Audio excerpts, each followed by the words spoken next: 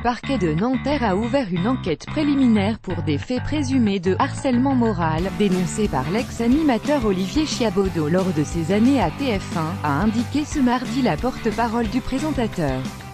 L'animateur d'Interville a décrit à la police de Boulogne-Billancourt, Hauts-de-Seine, comment il a été victime pendant de nombreuses années de menaces, d'accusations mensongères et de manipulations, selon sa défense. Contacté mardi, le groupe TF1 a indiqué qu'il ne commentait pas les procédures en cours, plus grand que à lire aussi, vidéo.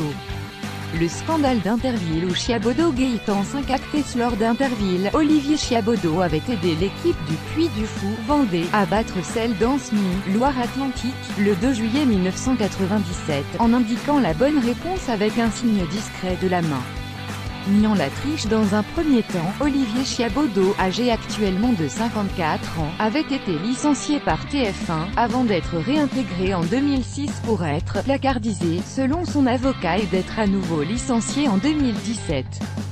Une triche régulière. Dans Interville le 20 septembre 2017, Olivier Chiabodo avait porté plainte contre X pour harcèlement moral, son avocat dénonçant un licenciement sous des prétextes fallacieux et énigmatiques.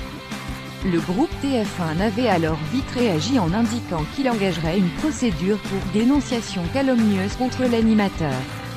Mais celui-ci n'a pas reçu d'assignation depuis, selon son avocat. TF1 n'a pas souhaité commenter cette procédure potentielle non plus.